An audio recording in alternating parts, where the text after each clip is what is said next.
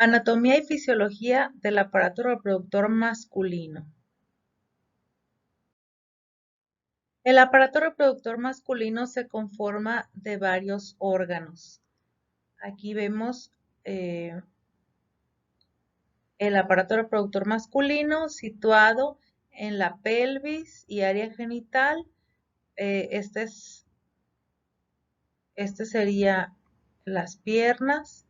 Y si quitáramos la piel, el músculo, podemos observar que aquí se encuentra el aparato reproductor masculino. Se conforma por varios órganos, están los testículos, están los sistemas de conductos, epidídimo, conducto deferente, los conductos eyaculadores y la uretra. También están las glándulas sexuales, que son las vesículas seminales, la próstata y las glándulas vulvouretrales. También podemos encontrar el escroto, que es la bolsa contenedora de los testículos, y el pene. Dentro de sus funciones se encuentran que principalmente los testículos se dedican a producir espermatozoides y hormonas, son las gónadas. Y después podemos encontrar los conductos. Estos transportan los espermatozoides y los almacenan. También participan en su maduración de los espermatozoides y los conducen al exterior. Y también, pues el semen contiene los espermatozoides y secreciones provistas por las glándulas sexuales accesorias. El pene de lo que se encarga es de liberar los espermatozoides dentro del aparato reproductor femenino y pues el escroto sostiene a los testículos. Aquí podemos ver las partes en un plano sagital, como está un hombre de lado y podemos ver algunas partes. Este es el hueso, el sacro, y entonces la parte posterior del cuerpo, aquí es la parte frontal. Este es el peritoneo, la división del abdomen y de la pelvis. Podemos ver también la vejiga urinaria. Después están señalados los conductos deferentes, que es este que está acá a lo largo, que desemboca en la ampolla del conducto deferente. Luego se une más bien al conducto eyaculador y a la uretra prostática, que luego se convierte en uretra membranosa, y esta es la uretra peneana.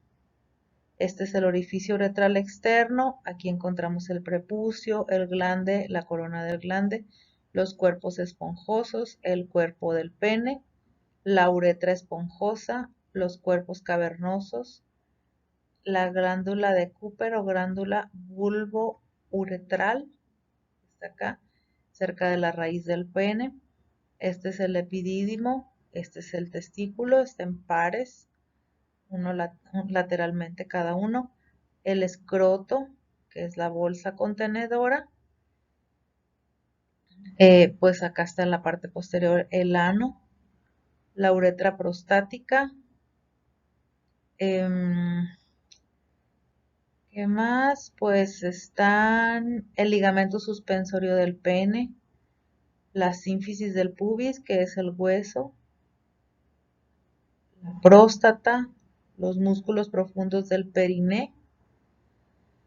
Bueno, pues estos son los órganos y elementos del aparato reproductor masculino en un corte sagital.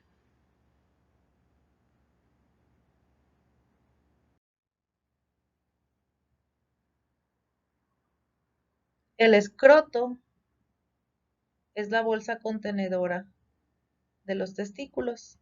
Es la estructura de sostén para los testículos. Está compuesta por piel y fascia superficial. Se ve como si fuera una bolsa de piel separada en dos porciones laterales, dividida por un surco medio llamado rafe. En su interior es el tabique escrotal, que se divide en dos sacos, cada uno con un testículo. El músculo dartos y el músculo cremaster suspensor sostienen los testículos. El escroto tiene una función reproductora muy interesante. Regula la temperatura de los testículos para que se encuentren de 2 a 3 grados menos de temperatura, menos que la temperatura corporal. Por eso se contraen y se relajan dependiendo de la temperatura ambiental.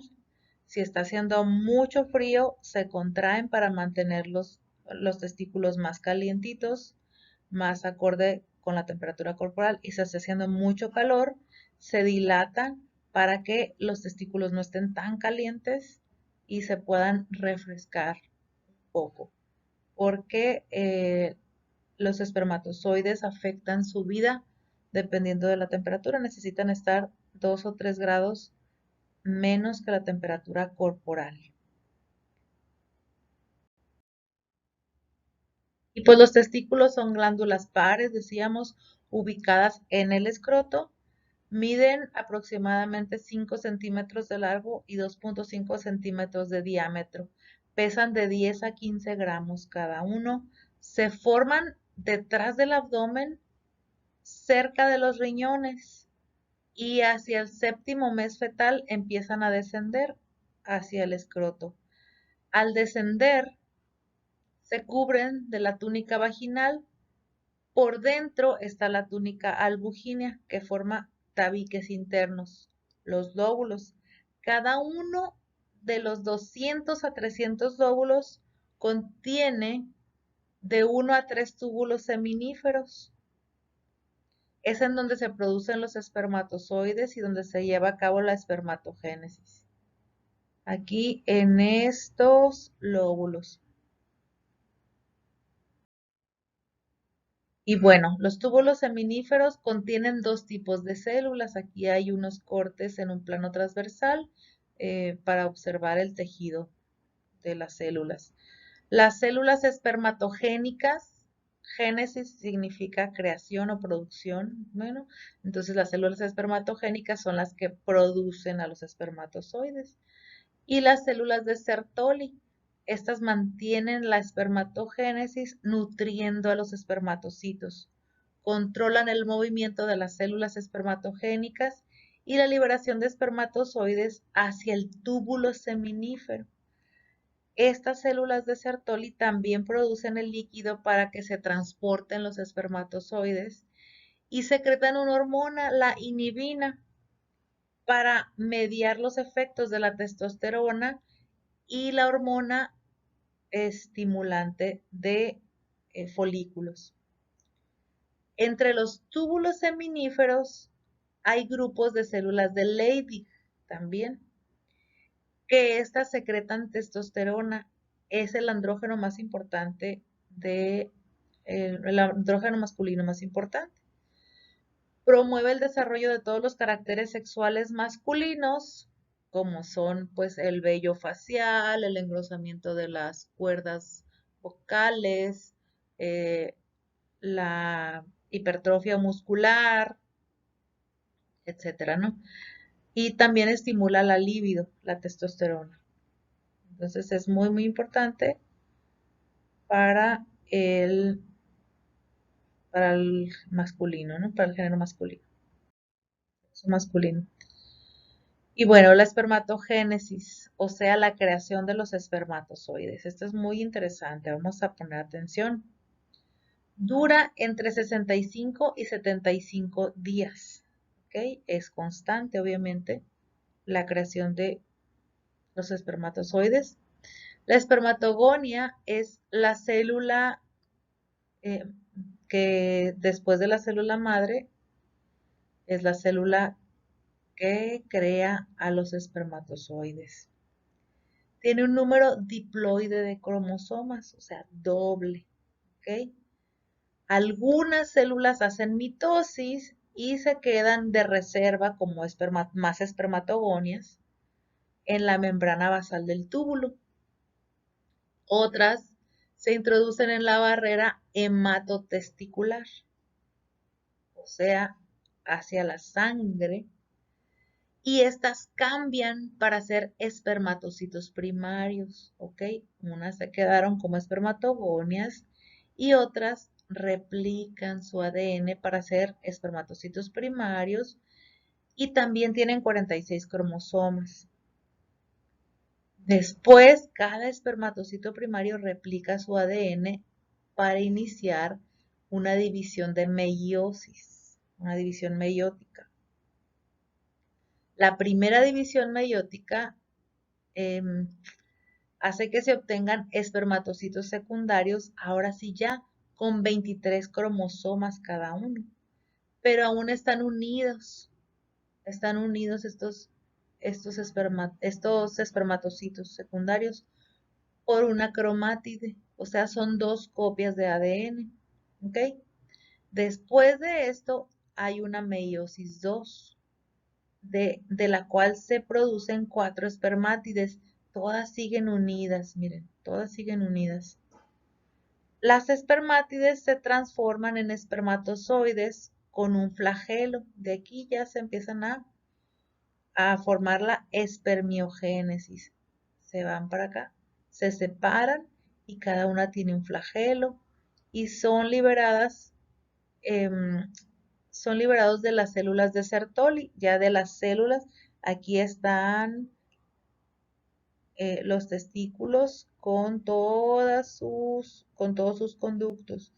Y entonces de ahí de esas células especiales se liberan los espermatozoides. Cuando se liberan de las células de Sertoli, esto se llama espermiación.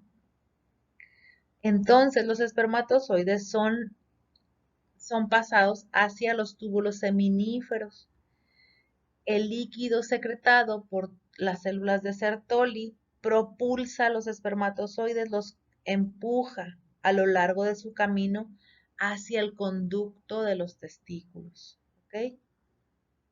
Ya se van hacia la luz del túbulo seminífero para ser preparados para la siguiente emisión de semen, salir pues hacia el exterior por la uretra peniana. Entonces, este ciclo dura de 65 a 75 días y es constante, o sea, cuando se empieza una mitosis y empieza a avanzar hacia meiosis 1, meiosis 2, etcétera, al otro día pues hay otra vez, otra creación y así, esto es una producción constante. Pero es el ciclo desde que empieza hasta que termina, dura 75 días. Muy bien. Los espermatozoides miden alrededor de 60 micras de largo, son muy pequeñitos. Cada día maduran alrededor de 300 millones de espermatozoides. ¿Ok? Las estructuras que conforman el espermatozoide alcanzan y penetran a un ovocito secundario. La cabeza tiene un núcleo con 23 cromosomas.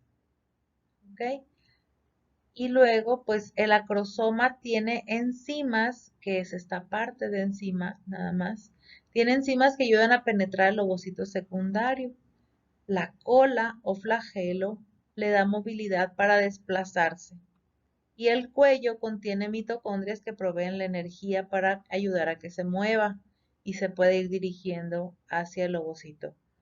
Una vez que se produce la eyaculación, la mayor parte de los espermatozoides no sobreviven más de 48 horas dentro del tracto reproductor femenino.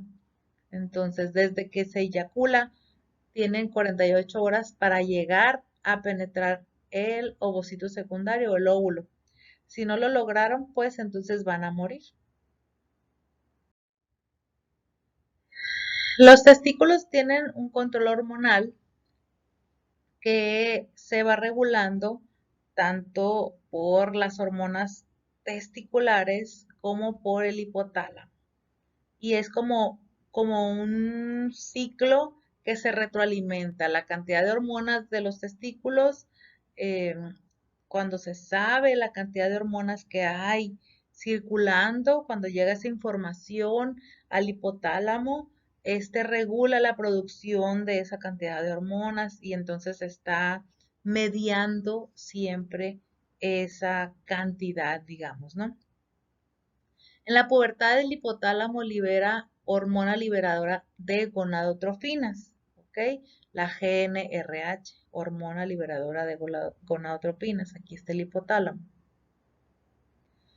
Esta hormona estimula a las células gonadotróficas en la hipófisis, ¿ok?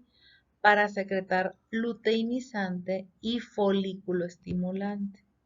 Entonces, vamos otra vez.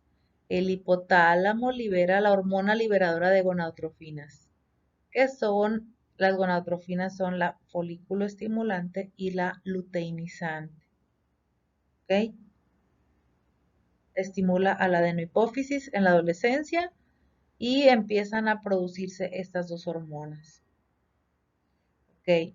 La luteinizante estimula a las células de Leydig que se encuentran en los testículos para que secreten testosterona y esta testosterona se difunde a la sangre. Cuando ya hay suficiente cantidad de testosterona, entonces se inhibe la producción de más hormona luteinizante y también, por supuesto, de más gonadotropina, hormona liberadora de gonadotropina. Entonces, cuando hay mucha testosterona, el mismo nivel de testosterona le dice a la adenohipófisis, no, espérate, ya no me mandes más luteinizante. Y al cerebro también le dice, ya no mandes más hormona liberadora de gonadotropinas. Ya tenemos suficiente testosterona, ya no necesitamos más. ¿Ok? Y bueno, pues la folículo estimulante, pues es la que provoca que se formen los espermatozoides, ¿va? Son células espermatogénicas las que se estimulan con la folículo estimulante y junto con la testosterona, la folículo estimulante estimula la espermiogénesis, ¿ok? Y si hay suficiente folículo estimulante, se libera la inhibina, que la inhibina hace que se disminuya la liberación de más folículo estimulante para que no haya tanta producción de espermatozoides, ¿verdad? Entonces, bueno, esta misma FSH, la folículo estimulante, hace que las células de Sertoli secreten la proteína que está ligada a los andrógenos. Así que estas hormonas, en conjunto con la testosterona, hacen que se determinen todos los caracteres sexuales secundarios masculinos.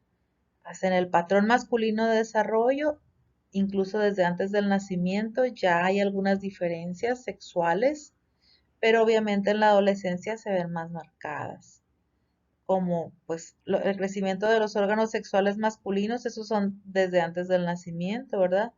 Desde el ADN ya está marcada la sexualidad, la, la expresión eh, fenotípica de la sexualidad. Y bueno, el crecimiento de los órganos sexuales y la expresión de los caracteres sexuales secundarios masculinos al comienzo de la pubertad, como les decía hace rato, el engrosamiento de la voz por las cuerdas vocales, el, el vello facial, el vello púbico, el vello en las piernas, espalda, tórax, eh, pubis, etcétera, ¿no? Y el anabolismo, o sea que una síntesis aumentada de proteínas, que es muy marcada la diferencia con el sexo femenino, porque realmente la función muscular en el sexo masculino es mucho más anabólica por la testosterona, es mucho más marcada la expresión de los músculos. Y bueno, pues la testosterona desarrolla en el periodo prenatal a los testículos, los caracteres sexuales secundarios masculinos en la adolescencia y también la función sexual, determina el comportamiento sexual, estimula la libido y estimula el anabolismo. ¿Ok? Este es un pequeño repaso. Vamos avanzando. Y bueno, tenemos los conductos que primero está el epidídimo, que se encuentra atrás de cada uno de los testículos.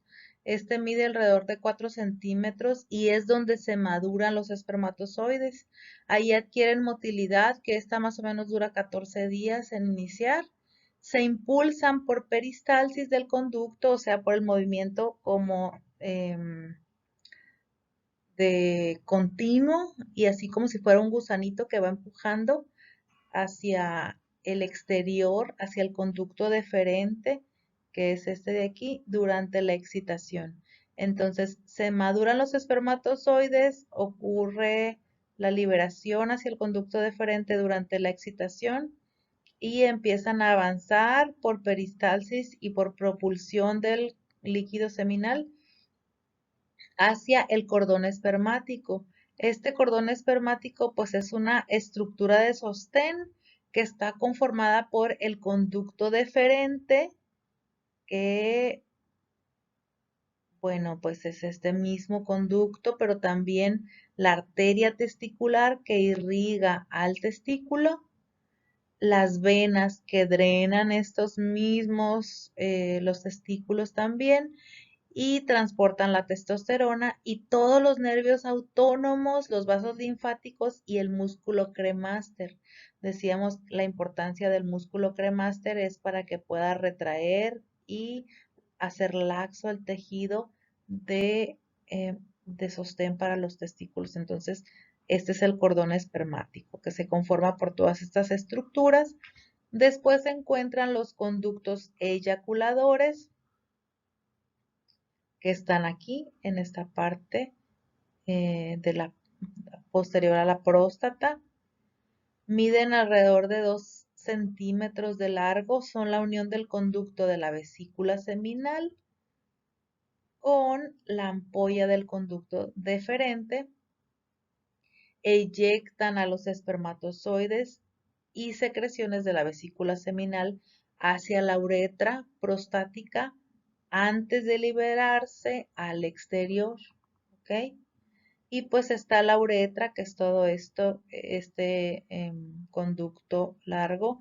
Es el conducto terminal para el aparato reproductor y urinario también. Comparte la funcionalidad. Si se fijan, aquí está la ampolla del conducto deferente, que es la que trae el contenido seminal, que se conecta con la uretra. Y acá está también la conexión hacia la vejiga, perdón, hacia la vejiga.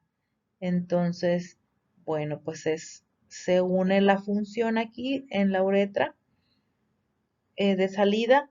Esto es para la salida del semen y orina. Mide alrededor de 20 centímetros de largo.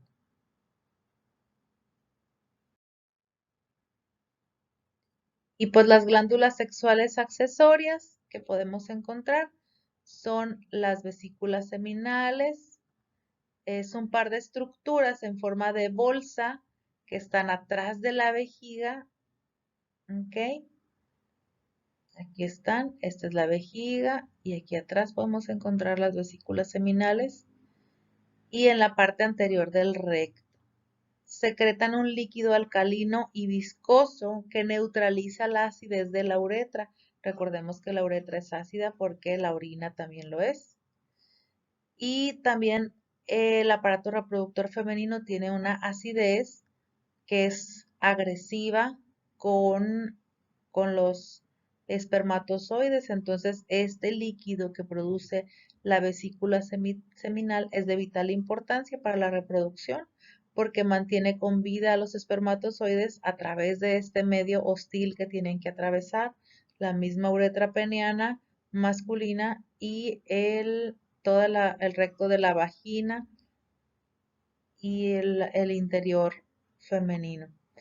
Esta vesícula seminal aporta el 60% del volumen del semen. Ok, también tenemos a la próstata, que es una glándula única.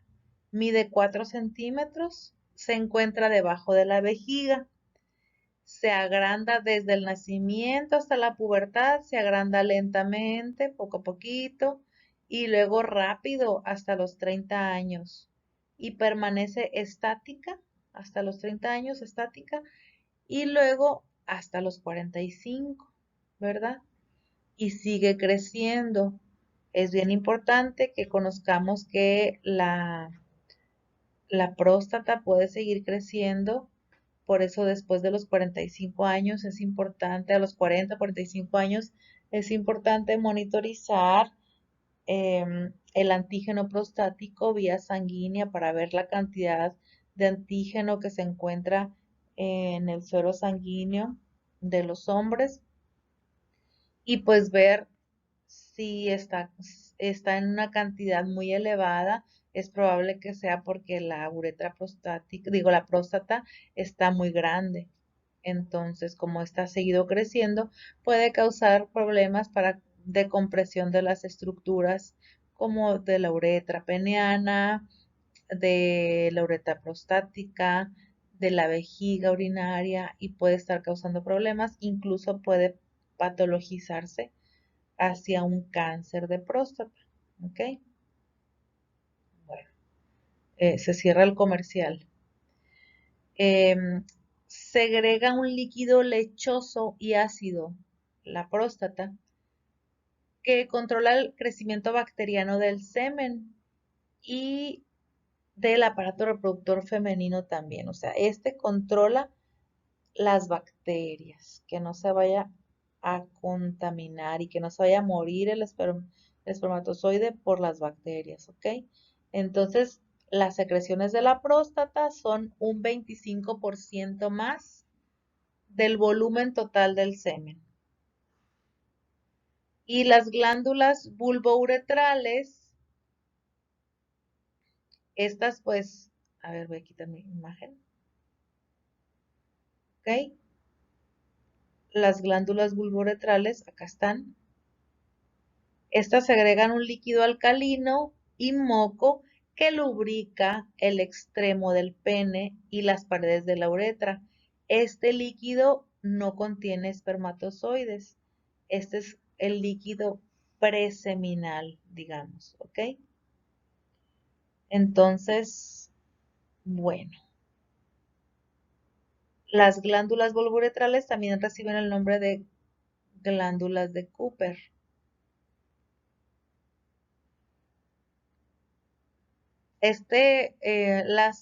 Estas glándulas secretan el líquido que lubrica las paredes de la uretra y la punta del pene durante las relaciones sexuales. Por último tenemos el semen y el pene. El semen pues es una mezcla de espermatozoides y de líquido seminal. El volumen normal en una eyaculación es de 2.5 a 5 mililitros, con 50 a 150 millones de espermatozoides por mililitro. Debajo de 20 millones de espermatozoides por mililitro se considera que el varón es infértil porque no alcanzarían a sobrevivir la poca cantidad de espermatozoides, no alcanzan a sobrevivir toda la hostilidad del medio, la acidez de la uretra, la acidez de la vagina, la acidez del medio del aparato reproductor femenino y alcanzar a fecundar un óvulo sería muy complicado con menos de 20 millones. Entonces, pues bueno, decíamos que toda esa acidez es como muy hostil, pero se contrarresta con un pH ligeramente alcalino que tiene el semen. Las secreciones prostáticas le dan una apariencia lechosa a esta sustancia y una consistencia pegajosa. Provee también transporte y nutrientes para los espermatozoides.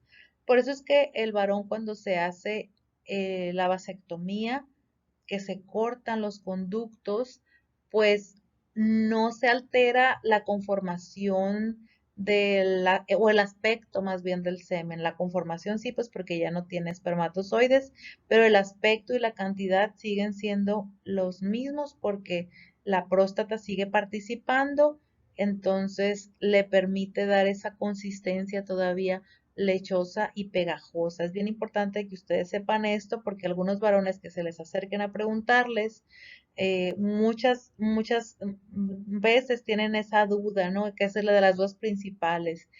y al momento de tener mi eyaculación voy a seguir eyectando semen y este va a ser igual. Sí, sí va a seguir eyaculando y va a tener una apariencia idéntica que siempre. Lo único pues es que no va a contener espermatozoides, o sea, va a ser infértil. Bueno, el pene pues contiene a la uretra y es la vía de paso para la eyaculación del semen y también para la excreción de la orina. Tiene forma cilíndrica y se divide en cuerpo, glande y raíz. Se compone de tres masas cilíndricas, que es la túnica albuginea, acá la podemos ver mejor, la, la túnica albuginea y los cuerpos cavernosos. Y también el cuerpo esponjoso, que está aquí mismo. El glande tiene el orificio uretral externo que está cubierto por el prepucio. En la estimulación sexual, ya sea visual, táctil, auditiva o incluso hasta imaginaria, el varón tiene esta capacidad de tener una excitación sexual simplemente con la imaginación, con el tacto, la audición, visual, etcétera, pues reacciona el pene con una irrigación de flujo sanguíneo muy importante, al grado que aumenta su tamaño causando la erección, ¿no? La erección del pene y empieza a funcionar todas las vesículas, los conductos y se eyecta durante la excitación posteriormente la eyaculación, se eyecta el semen con el contenido de espermatozoides. Y listo, esto es todo acerca del aparato reproductor masculino.